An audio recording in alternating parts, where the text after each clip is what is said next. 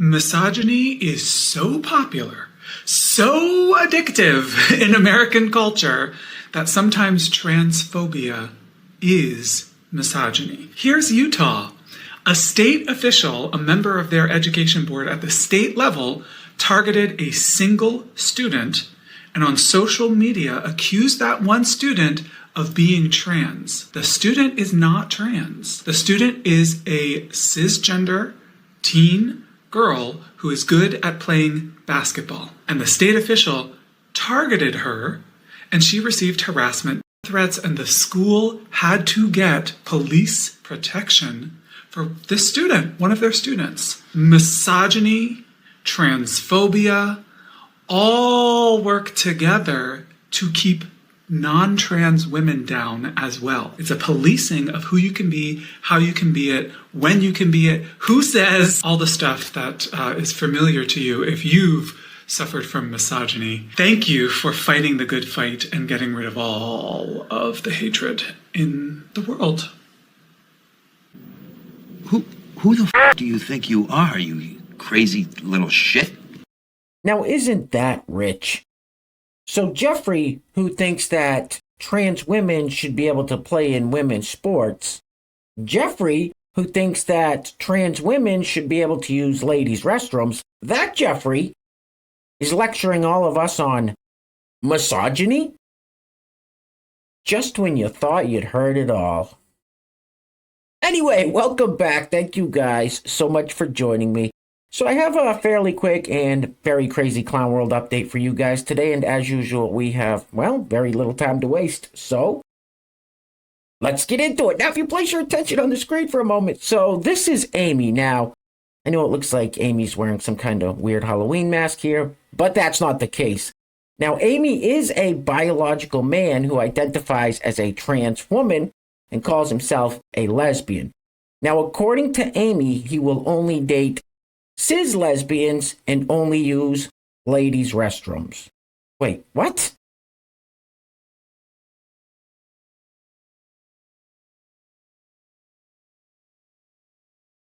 He looks like a fucking loser. Let's keep this party rolling with everybody's favorite paid establishment shill, Harry. Now, I had a feeling that when the news came out last week about a special counsel basically saying that Joe Biden is a doddering old fool whose memory has gone to shit, that the young lad Harry would have some pretty strong opinions about that, and boy was I right. Roll it. You know, isn't it funny how all of these Republicans are attacking President Biden for his age or his memory, saying that he's not fit to serve when they do not hold the same standard for Republicans and Donald Trump himself? So, let's go over a couple of examples, shall we? Just tonight, Fox News host Jesse Waters called Kristi Noem the governor of South Carolina, not South Dakota. Where are all the Republicans freaking out about this? Or do you remember when Donald Trump said that he didn't remember claiming that he has one of the best memories in the world, saying, I don't know? We've all heard him say that, but apparently he doesn't remember. Or what about Speaker Mike Johnson confusing Israel with Iran live on Meet the Press?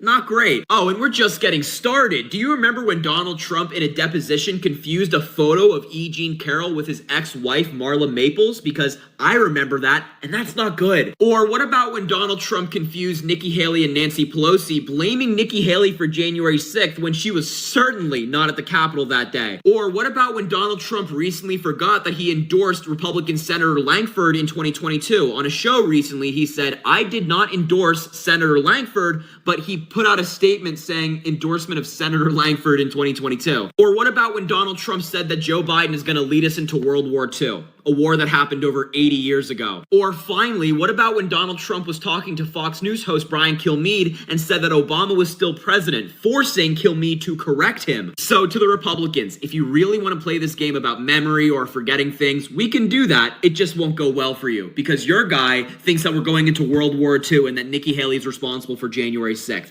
I think we're doing okay on the Democratic side. What did you say? What the f*** did you just say? If you really want to play this game about memory or forgetting things, we can do that. It just won't go well for you. Meanwhile, Your Majesty, over to you.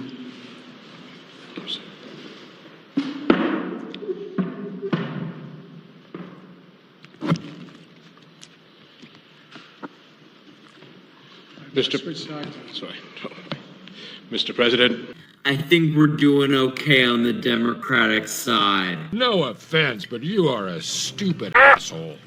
Joe Biden literally just got lost on stage 2 days ago. That clip was from 2 days ago, and if you watch him, you could see him staring down at the ground to try to find the tape that shows him where to stand, because he doesn't even know where the he's supposed to stand, and he still messed it up.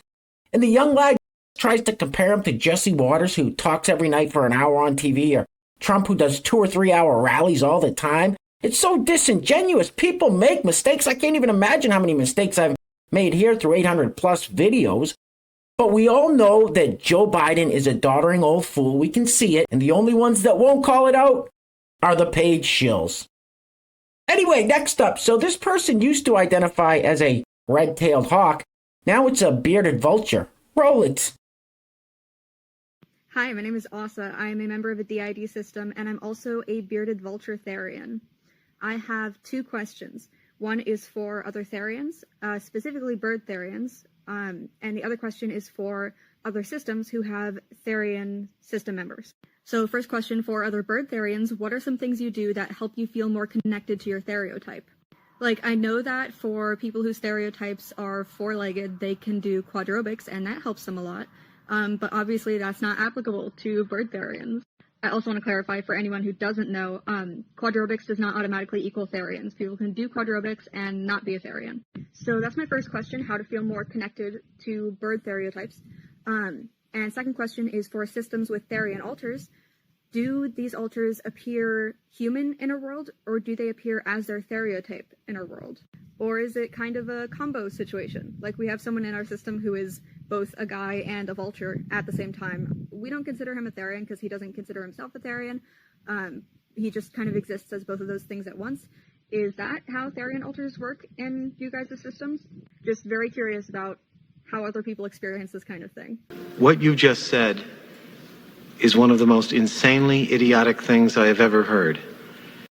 Now, if anyone out there still genuinely believes these people really do have DID or dissociative identity disorder, I can assure you they don't. It's all for show, because someone who really does have a disorder like that is not going to hit record on their phone as they talk about being a bearded vulture or a red-tailed hawk and then upload it to TikTok and put it out there for the world to see. That's not how that works. Anyway, next up, so this person is going to talk about how much they hate work. And as you watch, just keep in mind, that's a dude. Roll it. People that use the words like lazy and like don't want to work to refer to Gen Z as if that's supposed to offend us. Like, we're supposed to be offended by the fact that you just said we don't want to be slaves to capitalism. You're damn right I don't want to work. Oh, what's your dream job? Dream job? What? That doesn't even make sense to me. You think I want to work? You think I'm passionate about working? No. And then, here's my point. If you can understand that people want to retire and enjoy life, why the do you think that people want to be 50, 60, 70, 80 to enjoy life? I want to enjoy it in my 20s. I want to retire at 20. I think it's crazy I gotta go and work for money. Just give me a motherfucking stipend to survive. I don't want to work for this shit. And I'm supposed to be offended that you're calling me lazy? But you're damn right. You're damn right I don't want to work. No, I'm not offended. Why is that an insult? Oh my God, your generation is so lazy. Y'all don't want to work. I'm waiting for the insult. Hell, no, I don't want to work. You're a pussy. All right, next up we have, once again, another ad for homeschooling. Roll it. I'm a gay teacher. Of course I've had parents in the comment section accusing me of being a groomer. I'm a gay teacher. Of course I get accused of teaching the gay agenda. I'm a gay teacher. Of course I've had parents pull their kids from my class because they don't want a homosexual teacher indoctrinating their children. I'm a gay teacher. If kids think that they are part of the LGBTQIA plus community and have questions, I'm here to answer them. I'm a gay teacher. Of course I've been asked by administration to tone it down. I'm a gay teacher. Of course I've been stared at by the students, other teachers, and parents for my crazy fashion choices. I'm a gay teacher. Of course I've been called the F slur by parents and high school students. I'm a gay teacher. Of course I teach all the students the fundamentals academia, mathematics, reading, writing, science, social studies, and of course how to sissy that walk. Say what? I'm a gay teacher. Of course I teach all the students the fundamentals academia, mathematics, reading, writing, science, social studies, and of course how to sissy that walk. Well, I don't know. That's really messed up. Super gay. Hey guys, real quick, we don't have any sponsors for today's video. If you'd like to sponsor the next video and help support the channel, there is a PayPal link in the description box below, and I will say your full name as a sponsor of said video unless stated otherwise by you.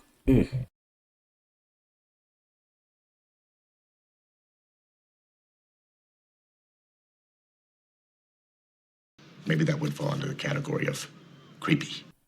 All right, next up. So this lovely lady thinks that 5-year-olds should be able to make decisions when it comes to their gender-affirming care. 5-year-olds. You know, kids that still believe in Santa, the Easter Bunny, the Tooth Fairy. 5-year-olds. Roll it.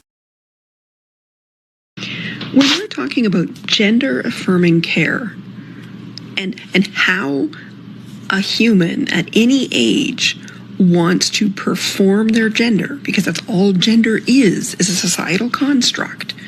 Yes, damn right, a 5-year-old has an opinion and can make that decision. Have you ever tried to dress one of them? Ultimately, you end up with, listen, which pair of pants do you want to wear? Because we're not debating that you have to wear pants.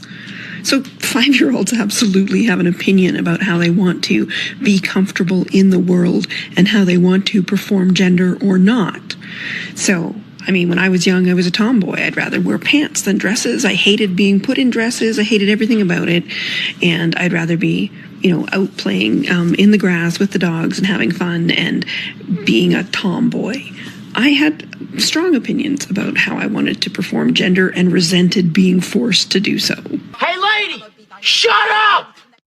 All right, guys, we're going to be wrapping it up with this clip of former Vice President Joe Biden's publicist, diversity hire Karine Jean-Pierre, getting a question from White House reporter Peter Doocy about the special counsel report that came out last week that basically said Joe Biden's a doddering old fool that doesn't know what the hell's going on. Now, this is Gaslighting 101. Take notes.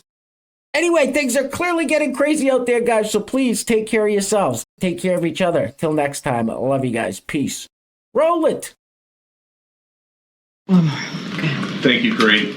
If the special counsel says President Biden's got significant limitations on his memory, then who is helping him run the country? The President of the United States runs the country. The Commander-in-Chief runs the country. How can he be trusted with the nuclear codes if I get that you're saying that nobody in the building would say that he's got an issue with his memory, but just a little part of what we get to see, he's made mistake after mistake after mistake after mistake on camera this week. So I'm going to be very clear here. The reality is that report, that part of the report, does not live in reality. It just doesn't. So the special counsel is lying about the president's memory. It was gratuitous. You heard from Ian Sams, my colleague. It is unacceptable, and it does not live in reality. That is just the facts. And look, it is a closed case. That is what the special counsel said. And what matters is that the president in the last 3 years has delivered on the economy, has delivered on health care, has turned this country around after the last president left us with an economy that was in a tailspin. That's what we were dealing with. What the hell did you just say? The reality is that report, that part of the report, does not live in reality. It just doesn't. It's a damn lie, and you know it! And you ain't black.